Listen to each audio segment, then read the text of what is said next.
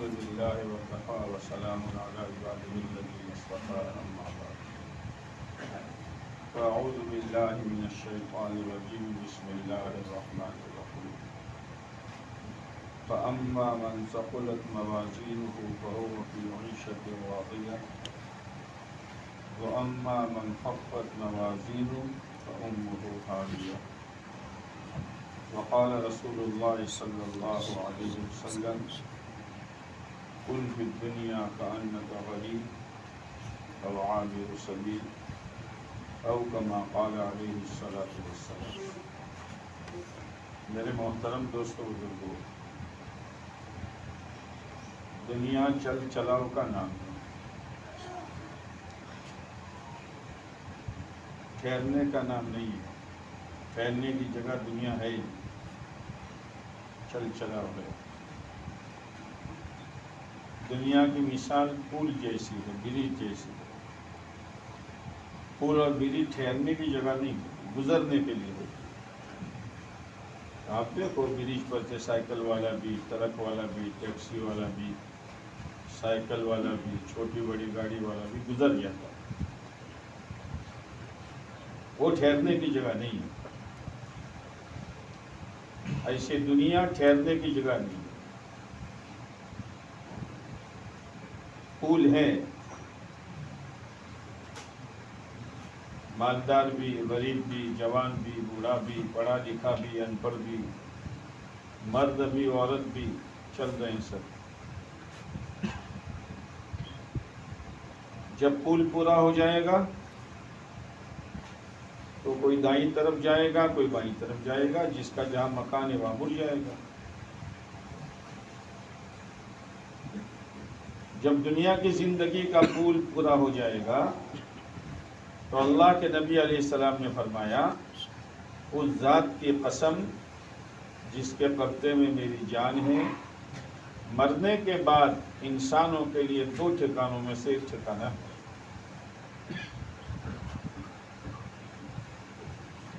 یا تو جنت ہے یا جہنم ہے، تیسرا کوئی ٹھکانہ نہیں۔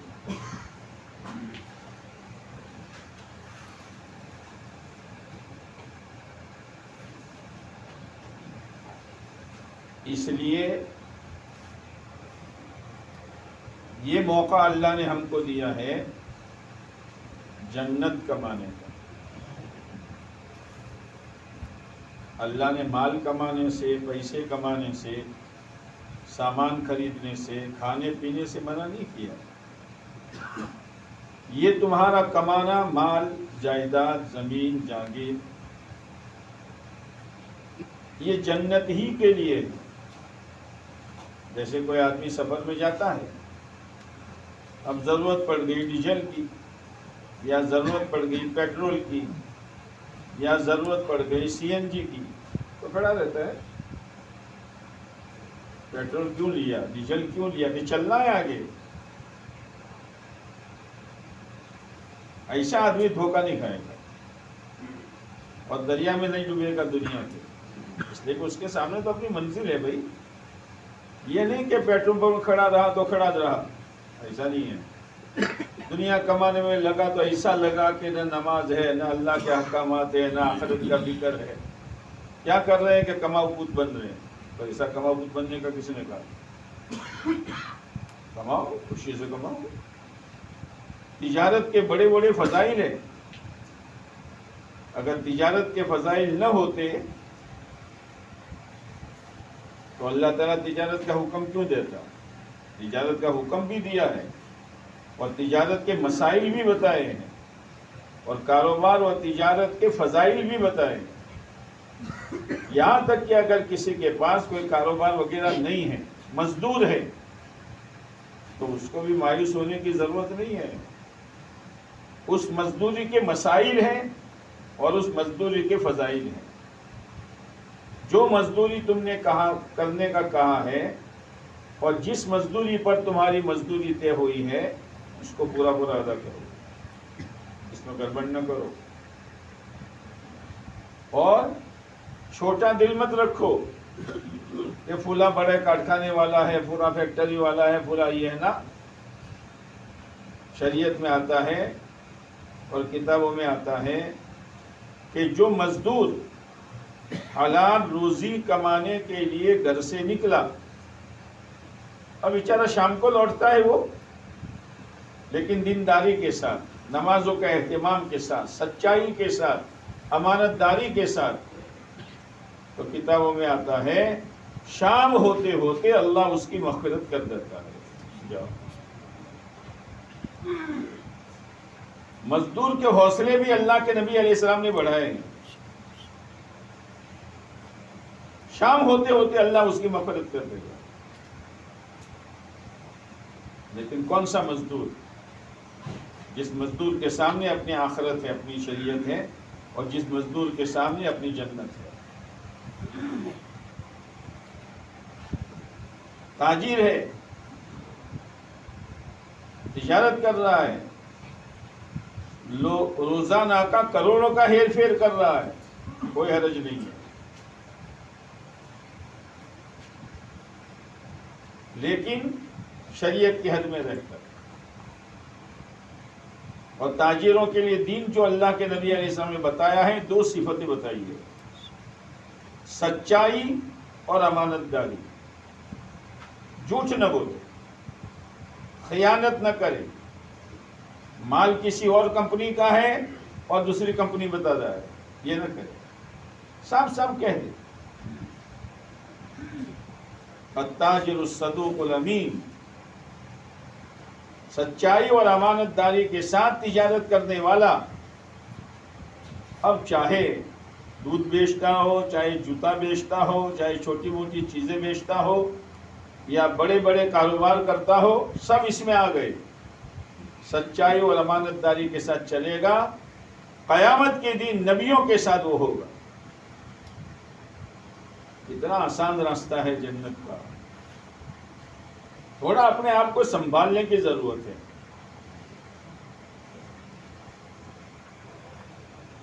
جوان ہیں تو جوان کو اللہ کے نبی علیہ السلام نے جوان کی رہبری کی ہے۔ جوان ہیں، بدن میں صحت ہے، طاقت ہے، جذبات ہیں، گناہوں کا ماحول ہے، لیکن اپنے آپ کو وہ جوان شریعت کے دائرے میں رہ کے چلاتا ہے۔ اللہ کے نبی علیہ السلام نے فرمایا قیامت کے دن ایسا جوان جو ہوگا وہ اللہ کے عرش کے سائے کے نیچے ہوگا۔ یہ حوصلے بڑھانے کی چیزیں ہیں جو اللہ کے نبی علیہ السلام نے بیان کی ہیں۔ کوئی عورت ہے، اب وہ عورت گھر میں رہتی ہے، آپ علیہ السلام نے فرمایا جس عورت نے 5 وقت کی نماز پڑھی، رمضان شریف کے روزے رکھے، اپنی عزت آبرو کی حفاظت کی اور اپنے شوہر کی اطاعت کی، اللہ تعالیٰ قیامت کے دن کہے گا او میری بندی جنت کے جس دروازے سے چاہے داخل ہو جائے۔ گھر بیٹھے بیٹھے جنت کما رہی ہے، مزدوری کرتے کرتے مزدور جنت کما رہا ہے، جوانی کی حالت میں جوان اپنی آخرت بنا رہا ہے، تاجر تجارت کرتے کرتے آخرت بنا رہا ہے۔ اتنا دین آسان ہے، لیکن اپنے آپ کو جمانا، اپنی سڑک نہ بدلے، بس کمانے دو دنیا کو جو کمانا ہے۔ میں کماؤں گا 2 چیزوں کو سامنے رکھ کر، اللہ کا حق ادا کرتے ہوئے اور اللہ کے بندوں کے حقوق کو ادا کرتے ہوئے۔ نہ اللہ کا حق ٹوٹے گا، نہ کسی بندے کا حق ماروں گا، بس پھر کماؤ۔ دنیا بری نہیں ہے، مال برا نہیں ہے، صحیح استعمال کرو، اور صحیح استعمال کرنے کے لیے اندر میں 2 چیزیں ہونی چاہیے، ایک جنت کا شوق اور ایک جہنم کا خوف۔ بس جنت کا شوق دوڑائے گا، دوڑو، اور جہنم کا خوف بریک لگائے گا۔ کہاں جا رہے ہو؟ کہاں جا رہے ہو؟ کیا بول رہے ہو؟ کیا دیکھ رہے ہو؟ کیا سن رہے ہو، کیا کما رہے ہو، شادیاں کیسی رچا رہے ہو، چہرہ مہرہ کیسا بنا رہے ہو، لباس کیا پہن رہے ہو، ماں باپ کے ساتھ کیا سلوک کر رہے ہو، اپنی اولاد کے ساتھ کیا معاملہ کر رہے ہو، یہ خوف۔ اسی لیے حدیث پاک میں آتا ہے من خاف ادلج، جو ڈرا وہ جلدی چلا۔ ٹرین چھوٹ جائے گی، بس چھوٹ جائے گی، ہوائی جہاز چھوٹ جائے گا، رات کو میڈیکل میں ضرورت ہے دوائی کی، جلدی چلو ورنہ بند ہو جائے گا۔ جو ڈرے گا وہ سو گئے کیا؟ جو ڈرا وہ جلدی چلا۔ ومن ادلج بلغ المنزل، اور جو جلدی چلا وہ منزل کو پہنچ گیا۔ چلنا پڑے گا، دیر نہیں کرنے کی۔ شیطان دیر کراتا ہے، نہیں مول صاحب ٹھیک ہے، بات تو سمجھ میں آ گئی، لیکن انشاءاللہ مول صاحب کل سے جو ہے نا، کیا کل سے؟ تو کل تک تجھے بھروسہ ہے؟ پکا ارادہ کر کے اپنے آپ کو صحیح روپ پر چلانا شروع کر۔ بعض دفعہ آدمی ایسے حالات میں جکڑا ہوا ہوتا ہے، تجارت میں، گھر کے ماحول میں، سماج کے دباؤ میں، کہ چلنا چاہے تو اس کو ڈر لگتا ہے کہ میں چل نہیں سکوں گا، لیکن اللہ تو 70 ماہوں سے زیادہ مہربان ہے۔ جیسے چھوٹا بچہ، معمولی اس نے 1-2 قدم چلنا شروع کیا، اماں بیٹھتی ہے یہاں اور منّے کو بلاتی ہے، منا آ جا، منا آ جا۔ ماں ایک ایسی ممتا ہے کہ معذور بچہ بھی گھسٹتا ہوا ماں کے پاس جاتا ہے۔ معذور بچہ گھسٹ کر کس کے پاس جائے گا؟ ان کے پاس جائے گا، یہ جو بیٹھے ہیں۔ ماں کی ممتا مشہور ہے۔ اب ماں بلا رہی ہے، آ جا۔ ماں کو معلوم ہے کہ چل نہیں سکے گا، لیکن ماں یہ طے کر کے بیٹھی ہے کہ گرنے بھی نہیں دوں گا، گرنے سے پہلے تھام لوں گی۔ اللہ نے کہا دین پر چلو، شریعت پر چلو، سنت پر چلو۔ اللہ کو معلوم ہے کہ ایک طرف نفس ہے، ایک طرف شیطان ہے، اور ایک طرف بری عادتیں ہیں، اور ایک طرف گندا ماحول ہے، اور ایک طرف سماج اور گھرانے کا دباؤ ہے، لیکن میرا بندہ چلے تو صحیح، اس کو گرنے نہیں دوں گا، اپنی رحمت میں تھام لوں گا۔ چلنا تو پڑے گا۔ فرشتہ بازو پکڑ کے اٹھائے گا نہیں۔ دین آسان ہے، آسان ہے اس کا مطلب کچھ کرنے کا نہیں۔ کھانا آسان ہے کہ مشکل ہے؟ اتنا کھایا بولو تو صحیح۔ کھانا آسان ہے کہ مشکل ہے؟ آسان ہے۔ اب کھانا سامنے ہے، ادب لگا کر بیٹھ جاؤ، کھانا آسان ہے۔ تو جبریل لقمہ رکھے گا؟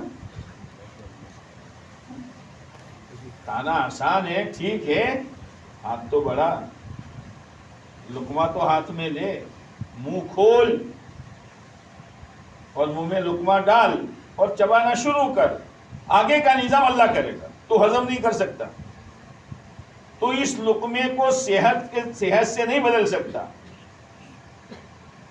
تو اس لقمے کے ذریعے سے اپنے بدن میں خون نہیں بنا سکتا، وہ تو اللہ کرے گا، لیکن تیرے بس میں ہے اتنا تو کر۔ اذان ہوتے ہی مسجد میں آ جا، رمضان آتا ہی روزہ رکھ لے، اللہ نے مال دیا ہے۔ عجیب اللہ کی مہربانی ہے۔ سال کے مہینے کتنے؟ 12، اور روزے کتنے مہینے کے؟ 11 مہینے کھاؤ پیو۔ دن رات کے گھنٹے کتنے؟ 24۔ کتنے؟ 24۔ برابر 24 گھنٹے۔ اب ہر نماز کا وقت گن لو۔ ایک نماز سنت اور نوافل کے ساتھ پڑھے تو کتنا وقت لگے گا؟ آدھا گھنٹہ والے گئے، یا تو فرینکل میل ہے۔ ہاں 7 منٹ باقی ہے، دوڑتا بھاگتا آیا ہے، استنجا کرنا ہے، وضو کرنا ہے، اور امام کو پکڑنا بھی ہے، کوئی رکعت جانی نہیں چاہیے. ہاں چلو آدھا گھنٹہ گن لو تو 5 نمازوں کا وقت کتنا؟ لا الہ الا اللہ. اتنا بخیل کہ اپنی آخرت بنانے کے لیے 2.5 گھنٹے تو نماز کے لیے فارغ نہیں کر سکا. اور آدمی کیا کہتا ہے، مول صاحب بہت چاہتا ہوں لیکن وقت نہیں ملتا. تو کہاں گیا وقت گیا کہاں؟ تو دکان پر بیٹھا تھا تو ظہر کا وقت نہیں آیا تھا، تو دکان پر بیٹھا تھا عصر کا وقت نہیں آیا تھا، تو گھر پر تھا تو مغرب کا وقت نہیں آیا تھا. مول صاحب وقت نہیں ملتا. یہ شیطان تھپکیاں دے رہا ہے، شیطان تھپکیاں دے رہا ہے. زکوٰۃ کتنی دینے کی ہے؟ 40 لاکھ ہو تو 1 لاکھ، 40 کروڑ ہو تو، اور 40,000 ہو تو بولو، اور 40 روپے ہو تو 40 روپے زکوٰۃ کہاں ہے؟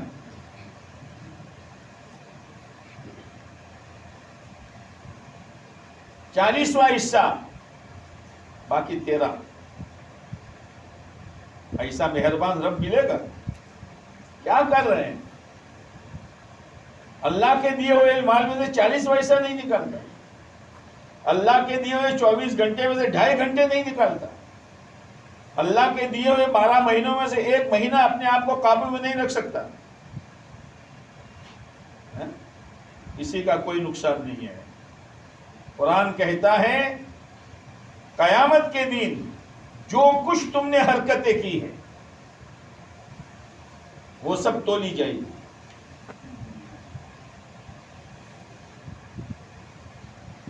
بدی یا نیکی، اچھائی یا برائی، جو کچھ کیا ہے، اور انسان کے اعمال کی حفاظت کا اللہ نے مضبوط انتظام کیا ہے. وہ تو کہتا میں نے بول دیا ختم ہو گیا، دیکھ لیا ختم ہو گیا، سن لیا. ایسا نہیں ہے، ایسا نہیں ہے. ما یلفظ من قول الا لدیہ رقیب عتید. ایک ایک بول لکھا جا رہا ہے. کرامن کاتبین یعلمون ما تفعلون. جو کرتے ہو بیٹھے ہیں یہاں ہر ایک کے. صبح آتے ہیں شام کو چلے جاتے ہیں، شام کو آتے ہیں صبح چلے جاتے ہیں. وہ دفتر سے وہاں جا رہا ہے. اسی لیے کہتے ہیں حاسبوا من قبل ان تحاسبوا. اپنا حساب کر لو. یا تو حساب دینے میں بہت فکر ہو، کیوں کہ سی اے کو حساب دینا ہے. سی اے کو، ہاں سی اے کا اتنا ڈر ہے، اللہ کا اتنا ڈر نہیں ہے. ٹیکس والوں کا اتنا ڈر ہے، اللہ کا اتنا ڈر نہیں ہے. اپنا حساب کر لو. قیامت کے دن زندگی کی ایک ایک سانس کا اور اللہ کا دیے ہوئے ایک مال کی ایک ایک پائی کا خدا کو حساب دینا ہے. اور آسان نہیں ہے. صاحب اپنا صاحب رکھو، کوئی نماز قضا نہ ہو، کسی کا کوئی حق نہ دباوے، زکوٰۃ باقی نہ رہے، صدقہ فطر باقی نہ رہے. جب اندر میں شوق ہوگا نا تو اللہ کی نسبت پر زیادہ سے زیادہ مال قربان کرے گا. اب صدقہ فطر یا تو گیہوں دے دو، یا جو دے دو، یا کشمش دے دو. کشمش جانتے ہو؟ کشمش نہیں جانتے؟ سوکھی ہوئی دھرا انگور ہے نا. اب ہر ایک پوچھتا ہے امام صاحب کتنے گیہوں دینے کے؟ کبھی پوچھا کتنی کشمش دینے کی؟ 1.25 کلو. کتنے؟ 50 60 70. بہت اچھا. یہ نہیں پوچھا کہ صدقہ فطر کیوں ہے. اس لیے آپ نے فرمایا عیدگاہ جانے سے پہلے پہلے صدقہ فطر ادا کر دو تاکہ غریبوں کے گھر میں بھی عید کا انتظام ہو سکے. اور جب غریبوں کے گھر میں انتظام کرنا ہے تو ایسا نکالو جس سے زیادہ فائدہ پہنچے. اب آج کل کشمش کا بھاؤ جو ہے 840 روپے ہیں 1 کلو کی، اور کشمش نکالو تو 3.5 کلو ہوں گی، تو فطرہ کی رقم کتنی ہوئی؟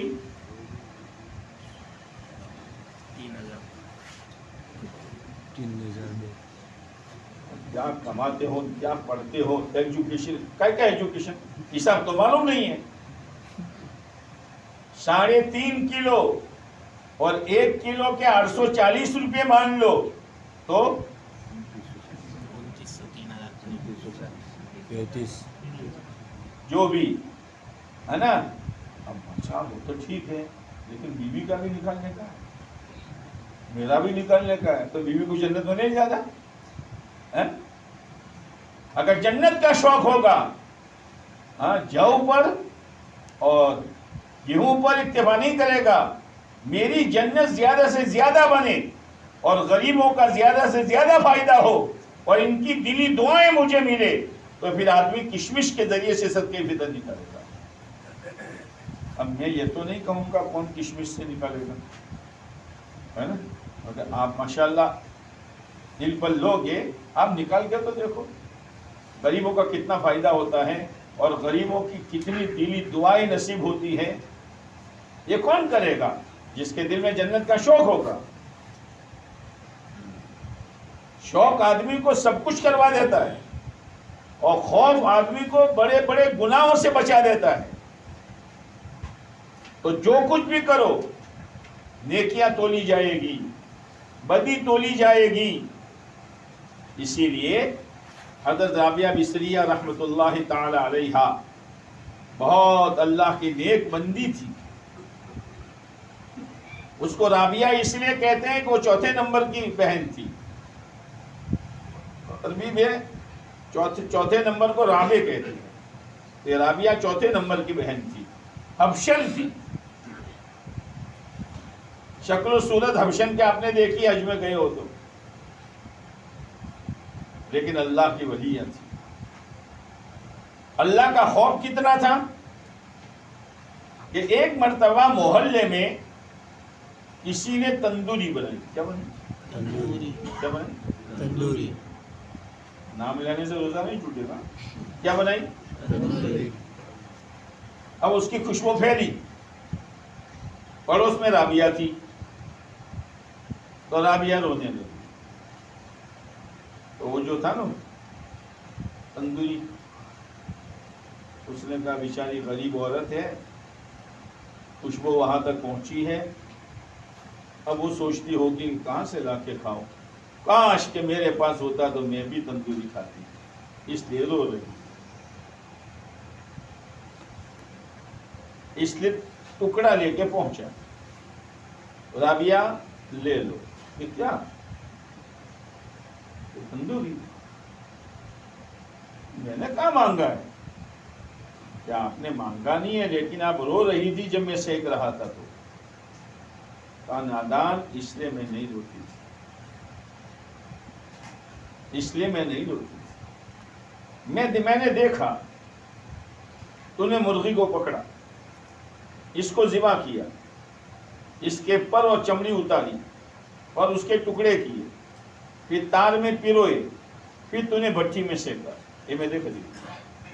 اس وقت مجھے جہنم یاد آئی کہ اگر میں صحیح نہ چلی تو میرا اللہ مجھے تو زندہ ہی بھونے گا، تو میرا کیا ہوگا؟ لا الہ الا اللہ، لا الہ الا اللہ۔ ہاں، یہ ہے خوف کہ میرا اللہ مجھے تو زندہ ہی بھونے گا۔ اور اللہ سے تعلق کتنا تھا کہ ایک مرتبہ پیاز کی ضرورت پڑی، کہتی پیاز۔ تو حدیث پاک میں ہے کہ اگر نمک کی ڈلی چاہیے تو کس سے مانگو، اور جنت الفردوس چاہیے تو کس سے مانگو؟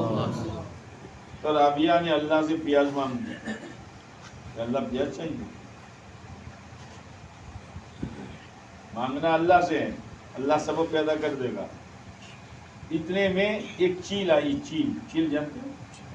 پرندہ، اور رابعہ کے گود میں ایک پیاز ڈال کے چلی گئی۔ کیا؟ یہ اللہ ہے۔ جو اللہ کا بن جاتا ہے اللہ اس کا ہو جاتا ہے۔ جب شوہر زندہ تھا حضرت رابعہ کا، تو روزانہ عشاء کے بعد کپڑے بدلتی تھی، اور کپڑے بدل کر شوہر کے پاس جاتی تھی، اگر اجازت ہو تو نفل پڑھ لو، کیا پڑھ لو، پوری رات نفلیں پڑھتی تھی، پوری رات نفلیں۔ جب شوہر کا انتقال ہو گیا تو بیوہ ہو گئی، عدت پوری ہوئی تو اسی بصرہ میں حسن بصری بھی تھے رحمت اللہ علیہ، وہ گئے۔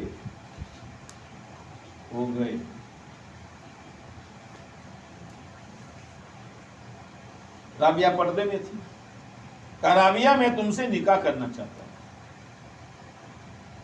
رنگ اچھا نہیں، بال گھنگریالے ہیں، کان لمبے ہیں، دانت پیلے ہیں، میں تم سے نکاح کرنا چاہتا ہوں۔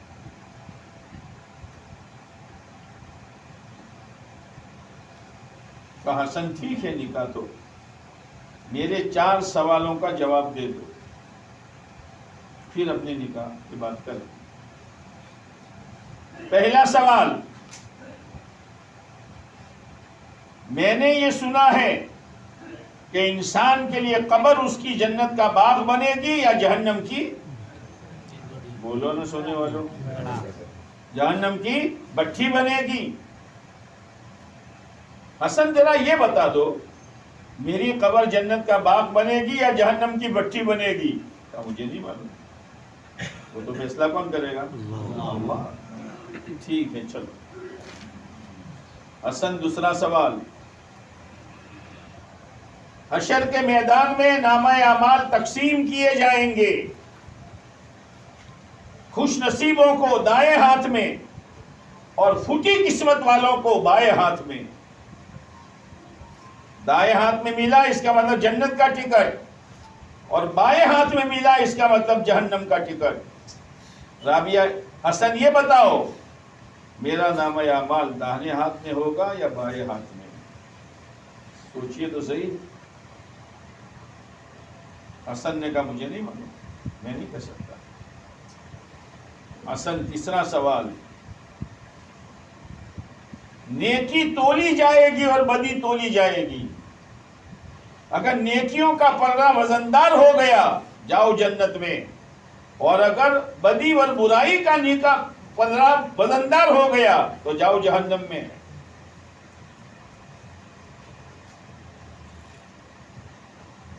کیا نہیں بتا سکتا؟ چوتھا سوال، اللہ نے فیصلہ کیا ہے وَإِن مِّنكُمْ إِلَّا وَارِدُهَا، پل صراط جو 1500 برس کا پول ہے، 1500 برس لمبا ہے، وہ بال سے زیادہ باریک ہے، تلوار کی دھار سے زیادہ تیز ہے، ہر ایک کو اس پر سے گزرنا ہے۔ کیسے گزریں گے؟ پاؤں جمے اتنی ایک دیوار ہو 50 فٹ اونچی، پاؤں جمتا ہے، ہم میں سے کسی کو کہا جائے دوڑو تو دوڑ سکیں گے؟ وہاں تو بال سے زیادہ باریک ہے، وہاں انسان کی جسم کی طاقت اس کو نہیں دوڑائے گی، بلکہ ایمان اور اعمال کی طاقت سے وہ دوڑے گا۔ اور موقع اللہ نے دنیا میں دیا ہے، ایمان بناؤ اعمال بناؤ، ایمان بناؤ اعمال بناؤ، سب کچھ کرو، لیکن ان 2 چیزوں کو مت بھولو۔ اس لیے کہ حشر کے میدان میں پل صراط پر سے بعض لوگ ایسے گزر جائیں گے جیسے بجلی آئی اور گئی۔ آسمان سے بجلی آتی ہے نا تو 5 منٹ تو ٹھہرتی ہے نا زمین پر، نہیں ٹھہرتی، آئی اور گئی، ایسے گزر جائیں گے خوش نصیب، بہت سے خوش نصیب، تیز ہوا کی طرح، بہت سے تیز گھوڑے کی طرح، اور بہت سے ایسے ہوں گے چھلتے چھلاتے گزر جائیں گے، اور بہت سے ایسے ہوں گے گزرنے جائیں گے، چاروں طرف آنکڑے ہیں۔ آنکڑا جانتے ہو کیا کہتے ہیں؟ کیا کڑی آنکڑے ہیں، وہ چلنے جائے گا آنکڑے پکڑ لیں گے، کہاں جاتا ہے؟ تو یہ کہتا تھا کہ میں چلنا چاہتا ہوں، بیوی نہیں چلنے دیتی، اس آنکڑے میں پھنس گیا تھا تو کہتا تھا میں چلنا چاہتا ہوں، سماج چلنے نہیں دیتا، اس آنکڑے میں تو پھنس گیا تھا۔ تو کہتا تھا کہ میں چلنا چاہتا تھا لیکن میرا سرکل جو ہے مجھے چلنے نہیں دیتا تھا۔ اب تو چل سکے گا یہاں، وہ آنکڑے اس کو پکڑ لیں گے اور دو ٹکڑے ہو کر جہنم میں چلا جائے گا۔ اللہ حفاظت کرتا۔ یہ ہے میرے دوستو، سب کچھ کرو لیکن جنت جہنم کو نہ بھولو، اس لیے کہ جنت جہنم بنانا اللہ نے انسان کے ہاتھ میں دے دیا ہے، اور جنت جہنم بنانے کے لیے اوزار دیے ہیں، جیسے سونار کے لوہار کے اوزار ہوتے ہیں نا، ایسے ہی ایمان والے کو اوزار دیے ہیں، کان ہے، ناک ہے، آنکھیں ہیں، زبان ہے، ہاتھ پیر ہیں، دل و دماغ ہے، یہ اوزار ہے، ان کو صحیح استعمال کرو اور ان کے صحیح استعمال کرنے کے ذریعے سے اپنی آخرت بناؤ۔ ایک مرتبہ دہلی میں ایک بزرگ تھے، وہ سڑک پر بیٹھ گئے اور زور زور سے کہنے لگے، تو میرا رب نہیں، میں تیرا بندہ نہیں۔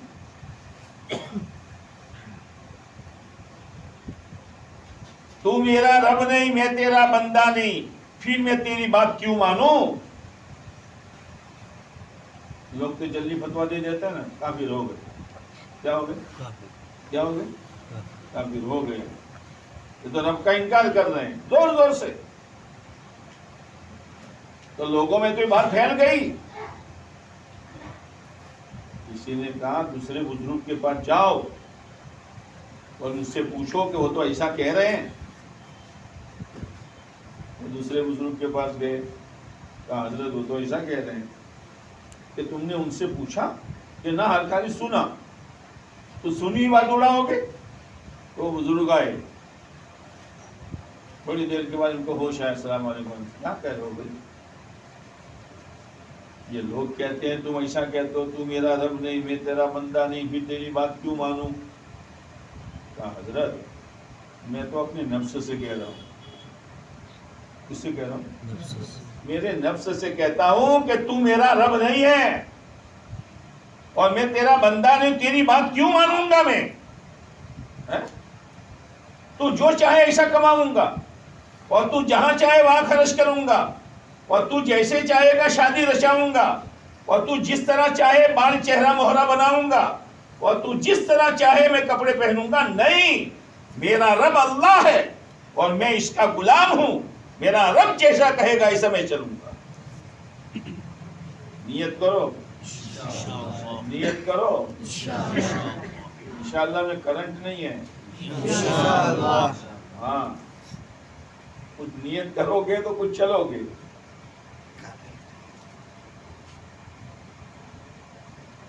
دہلی میں شاہ اسماعیل شہید رحمت اللہ علیہ بہت بڑے بزرگ گزرے، انہوں نے سنا کہ ایک محلے میں مسلمان عورتیں برائی میں اور بدکاری میں پھنسی ہوئی ہے اور اپنی عزت بیچ کر روٹی کھا رہی ہے۔ میرے پیارے نبی کی امت اور اس کا یہ حال، تو میرا علم کس کام کا؟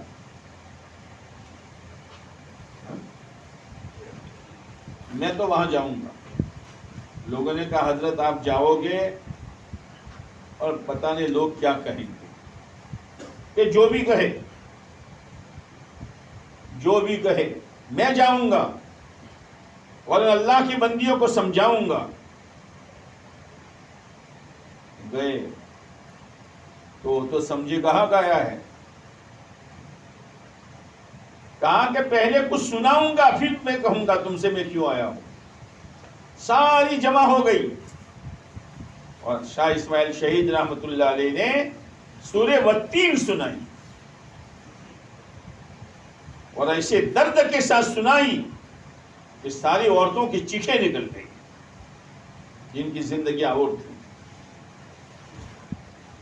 اور سب نے توبہ کی.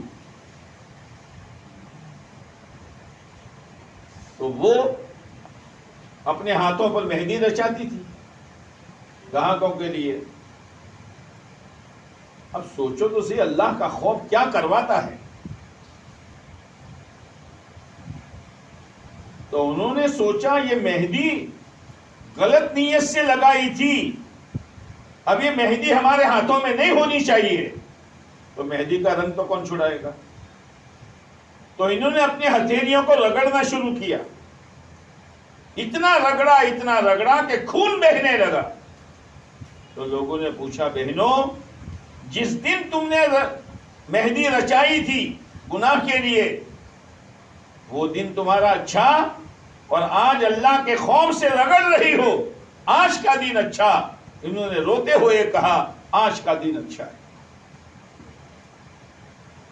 شاہ اسماعیل شہید رحمۃ اللہ علیہ جب واپس گئے تو لوگوں سے کہا تم مجھے ڈرا رہے تھے، اگر لوگ مجھ پر تہمت لگاتے اور میرا منہ کالا کر کے گدھے پر بٹھا کر پورے دہلی میں گھماتے، یہ اسماعیل کی عزت کا بہت بڑا دن ہوگا اللہ کے لیے. میرے بھائیوں، وہاں ہمیں نہیں جانا. اپنے گھر کو سنبھالو، اپنی بچیوں کو سنبھالو، اپنی اولاد کو سنبھالو. اپنی اولاد کو، ہاں وہ ہمارے گھر میں رہیں گے لیکن ہماری نہیں ہوگی وہ. ہاں اتنا یاد رکھنا. اس لیے گھروں کا ماحول اسلامی بناؤ، گھر والوں کو وقت دو، گھر والوں کو وقت دو، اور لے کے بیٹھو اور آخرت کے مذاکرے کرو، شریعت سنت کے مذاکرے کرو، موت کے مذاکرے کرو، ورنہ اولاد ہمارے ہاتھ سے نکل جائے گی، پھر رونے سے بھی واپس نہیں آئے. اس لیے میرے بھائیوں، دو چیزیں ہیں، ایک تو اولاد کی تربیت اور ایک اولاد کے لیے دعا. ایک بزرگ کہتے ہیں کہ میں ہر وقت یہ دعا مانگا کرتا ہوں، ربنا ہب لنا من ازواجنا وذریاتنا قرۃ اعین واجعلنا للمتقین اماما. اے ہمارے رب، تو ہماری عورتوں کو اور ہماری اولاد کو ہماری آنکھوں کی ٹھنڈک بنا دے. ٹھنڈک کا کیا مطلب؟ کماؤ پوت ہو جائے، سی اے ہو جائیں، ہاں بی کام سی کام فی کام کر لیں. یہ آنکھوں کی ٹھنڈک ہے؟ ڈاکٹر انجینئر پروفیسر ہو جائیں، یہ آنکھوں کی ٹھنڈک ہے؟ نہیں. میری اولاد میری آنکھوں کی ٹھنڈک یہ بنے کہ پیارے نبی کی سنت میں رنگی ہوئی ہو اور اللہ کی عبادت میں لگی ہوئی ہو. میری عورت آنکھوں کی ٹھنڈک بنے. کیسے؟ پھلکیاں بنانا، پھلکیاں، ہاں، اور سالن ایسا بنا ہوا ہے کہ انگلیاں کھا جاؤ. یہ عورت کی ٹھنڈک ہے نا. شرم حیا کے ساتھ رہیں، پردے کے ساتھ رہیں، نماز کے اہتمام کے ساتھ رہیں، بچوں کی دینی تربیت کرنے والی بنیں. یہ ہے میرے دوستو، دعا بھی مانگنی ہے اور ان کے ساتھ بیٹھ کر، یہ ڈانٹ ڈپٹ کا زمانہ نہیں ہے، یہ مار پیٹ کا زمانہ نہیں ہے. سمجھانے سے ہی کام بنے گا. سمجھانے کے بعد مایوس مت ہو جاؤ. کتنی دفعہ سمجھا، جا کے مرے مرنے دو نا. ایک آدمی سگریٹ پیتا، کیا پیتا؟ بولو نا، سگریٹ. اب ایک اللہ والے نے کہا بھائی سگریٹ چھوڑ دے یار، نہیں مانا. سمجھاتے رہے 100 دفعہ سمجھائے. کتنی دفعہ؟ 100. نہیں مانا. جب 101 دفعہ سمجھایا تو مان گیا. جب حضرت زندگی بنے کیوں؟ ہم تو جلدی مایوس ہو جاتے ہیں. مایوس ہونے کی ضرورت نہیں ہے. اپنے بس میں اتنا کرتے رہیں گے، ایک گھڑی آئے گی اللہ تعالیٰ ان کو ہدایت دے گا. اس لیے میرے بھائیوں، اپنی آخرت سامنے رکھو. نیکی بدی کرنے سے پہلے وہ ترازو سامنے رکھو. ہاں، سب تولا جائے گا اور سب کے سامنے تولا جائے گا اور سب کے سامنے فیصلہ ہوگا. اللہ تعالیٰ ہمیں زندگی کے ذریعے سے اللہ کی رضامندی حاصل کرنے کی توفیق دے اور اس زندگی کے ذریعے سے اللہ تعالیٰ ہمیں ہماری آخرت آباد کرنے کی فکر دے دے. اور اس زندگی کے ذریعے سے اللہ ہمارے حصے میں اس کی عبادت اور پیارے نبی علیہ السلام کی سنتوں پر چلنے کی وجہ سے ہمارے حصے میں خدا ہماری مقدر کی جنت طے کرتا ہے۔ اللهم صل على سيدنا مولانا محمد وعلى آل سيدنا مولانا محمد وبارك وسلم۔ ربنا ظلمنا أنفسنا وإن لم تغفر لنا وترحمنا لنكونن من الخاسرين۔ ربنا آتنا في الدنيا حسنة وفي الآخرة حسنة وقنا عذاب النار۔ ربنا لا تزغ قلوبنا بعد إذ هديتنا وهب لنا من لدنك رحمة إنك أنت الوهاب۔ ربنا هب لنا من أزواجنا وذرياتنا قرة أعين واجعلنا للمتقين إماما۔ اے اللہ، اے اللہ، اے اللہ، ہماری غفلتوں کو دور فرما دے۔ اے اللہ، ہماری غفلتوں کو دور فرما دے۔ تیزی کے ساتھ زندگیاں جا رہی ہے، برف کا ٹکڑا ہے جو پگھل رہا ہے، لاکھوں کا پگھل گیا اور قبروں میں پہنچ گئے، پتہ نہیں ہمارا کتنا پگھلنا باقی ہے۔ اے میرے مولا، اے میرے مولا، ہمارے دلوں میں پر سے غفلت کے پردے ہٹا دے، ہمیں آخرت کا فکر نصیب فرما دے۔ اے اللہ، بولنے سے پہلے، سننے سے پہلے، سوچنے سے پہلے، اے اللہ، ہاتھ پیر کی حرکت سے پہلے، دیکھنے سے پہلے یہ فکر دے دے کہ یہ میرا بول اور یہ میرا عمل میری جہنم بھڑکائے گا یا میری جنت آباد کرے گا، میری نیکی کا پڑھنا وزندار بنائے گا یا میری برائی کا پڑھنا وزندار بنائے گا۔ اے اللہ، آج تو ہم نے آخرت سے آنکھیں بند کر دی، اے اللہ، آخرت کو سوچنا ہی چھوڑ دیا ہے۔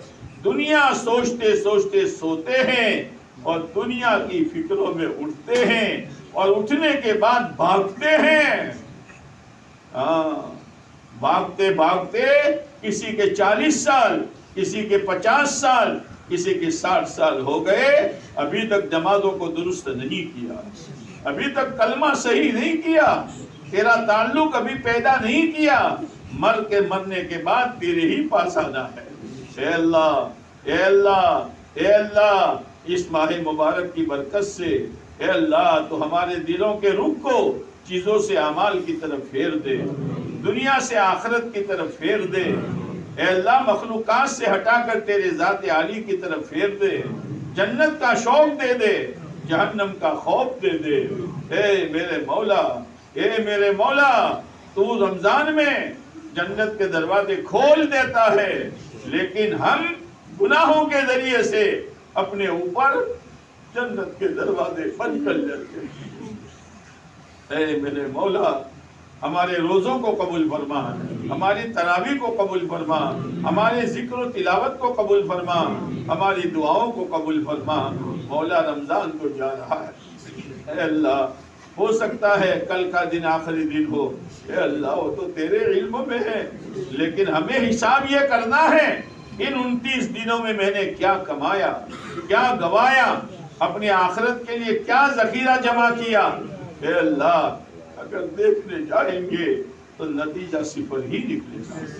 لایانی میں جتنا وقت برباد کیا ہے، دنیا کے تذکروں میں جتنا وقت برباد کیا ہے اور دنیا کے پیچھے بھاگنے میں جتنا وقت لگایا ہے، کاش اتنا وقت قرآن پر لگا دیتے، ذکر پر لگا دیتے، دعاؤں پر لگا دیتے۔ اے میرے مولا، پھر بھی 2 دن باقی ہے، اے اللہ خوب رو دھو کر اپنی پچھلی عبادتوں کو قبول کرانے والا بنا دے، اور جو گھڑیاں باقی ہے اے اللہ چلتے پھرتے کاروبار میں بھی، اور ہماری بہنیں اپنے گھر میں کھانا پکاتے ہوئے، جھاڑو لگاتے ہوئے، کپڑا دھوتے ہوئے تیرا نام لے رہی ہو، درود پڑھ رہی ہو، استغفار کر رہی ہو، اپنے بچوں کو کلمہ سکھا رہی ہو، اے اللہ اس امید پر کہ 27 دن تو چلے گئے، لیکن یہ 2 دن اگر میرا رب قبول کرے گا تو یہ 2 دن کی نیکیاں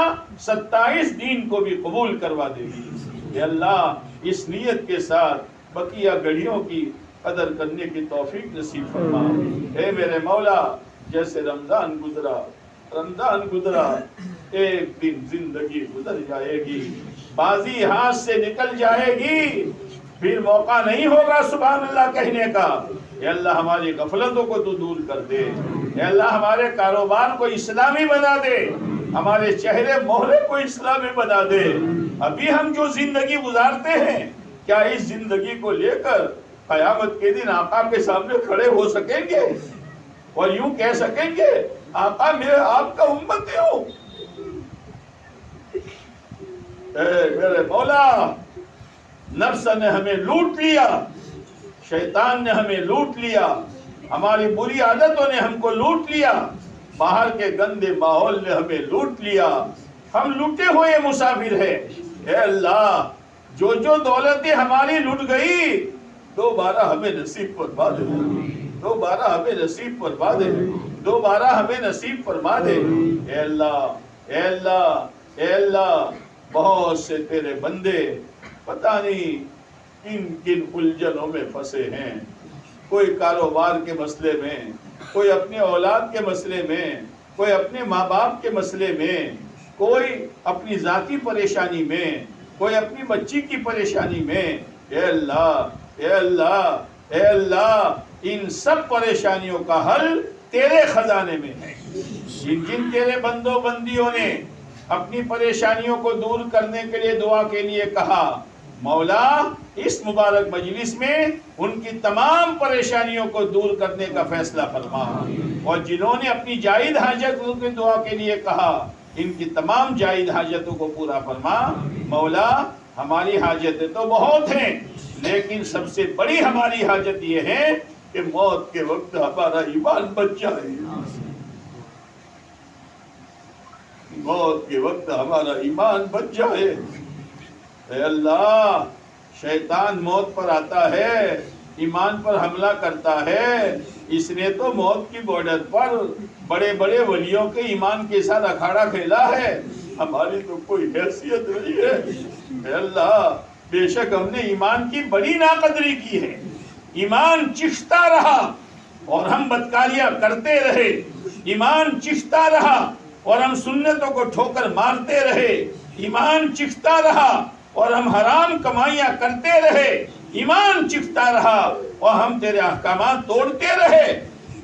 اے اللہ لیکن تیرا کرم ہے، تیرا کرم ہے کہ ابھی آپ نے ہم کو دھکا نہیں دیا، جس دن تو دھکا دے دے گا ہمیں کوئی ایمان پر واپس نہیں لا سکتا، اور تیری تو یہ سنت ہے، نوَلِّهِ مَا تَوَلَّى نوَلِّهِ مَا تَوَلَّى، جو جہاں بھاگنا چاہتا ہے، جو جہاں مڑنا چاہتا ہے ہم اس کو وہی موڑ دیتے ہیں۔ اے اللہ موت کی بارڈر پر ہمارے ایمان کی حفاظت فرما۔ پیارے نبی علیہ السلام نے جو خیر مانگی ہمیں اور پوری امت کو نصیب فرما، جن شرور سے پناہ چاہی ہماری اور پوری امت کی اپنے کرم سے حفاظت فرما، جو مانگا وہ بھی عطا فرما، جو مانگنے سے رہ گیا وہ بھی عطا فرما۔ اے اللہ پیارے نبی علیہ السلام کو، آپ کے اہل بیت کو اور آپ کے تمام صحابہ و صحابیات کو پوری امت مسلمہ کی طرف سے اپنی شائع نشان جزائے خیر نصیب فرما، امت کے بیماروں کو شفا نصیب فرما، امت کے بے اولادوں کو نیک صالح اولاد نصیب فرما، امت کے بے روزگاروں کو حلال روزگار نصیب فرما، امت کے بے مکانوں کو ذاتی رہائشی مکان نصیب فرما۔ اے اللہ ہماری اولادوں کو نیک اور صالح بنا، اے اللہ ہماری اولادوں کو گمراہ ہونے سے تو بچا لے، اے اللہ ہماری اولادوں بچیوں کو گمراہ ہونے سے تو بچا لے، ہمارے گھروں کا ماحول اسلامی بنا دے۔ اے میرے مولا ان ٹی ویوں نے، اے اللہ ان انٹرنیٹ نے اور ان گندے موبائلوں نے ہمارا تو ستیہ ناش کر دیا۔ اے اللہ اس فتنے سے ہماری اولادوں کی، خصوصاً ہماری بچیوں کی تو حفاظت فرما، تو حفاظت فرما، تو حفاظت فرما۔ وہ ماں باپ روتے روتے تھک گئے، ہاتھ مسلتے ہی رہ گئے، ان کی نظروں کے سامنے لڑکی چلی گئی اور اپنا ایمان بیچ دیا۔ وہاں تو شاہ اسماعیل شہید مسلمان عورتوں کو گناہ سے بچانے کے لیے گئے تھے، مولا آج تو ہم اپنی بچیوں کے ایمان بچانے کی فکر نہیں ہے. اے اللہ ہماری غفلتوں کو تو دور کر دے, ہماری غفلتوں کو تو دور کر دے. وہ نادان جانتی نہیں ہے کہ خواہشات کے بہاؤ میں بہہ کر گئی ہے, لیکن قیامت کے دن اس کے لیے ہمیشہ کی جہنم کا فیصلہ ہو جائے گا, ہمیشہ کے لیے جہنم کا ایندھن بنے گی وہ. اس لیے اپنے گھروں میں فضائل کی تعلیم کے ذریعے سے ایمان و نیک اعمال کا شوق اپنے اپنے اولاد میں پیدا کرنے کا اے اللہ, اور اس کا ذریعہ ہمیں بننے کا, اور اے اللہ اور اپنی بچیوں کو اپنے ایمان کے بچانے کا سامان کرنے کا ہمیں توفیق دے. اے اللہ کہا سنا قبول فرما, بقیہ گھڑیوں کی قدر کرنے کی توفیق نصیب فرما. ربنا تقبل منا انك انت السميع العليم وتب علينا انك انت التواب الرحيم. صلى الله تعالى على خير خلقه محمد وعلى اله وصحبه اجمعين. آمين يا رب العالمين برحمتك يا ارحم الراحمين.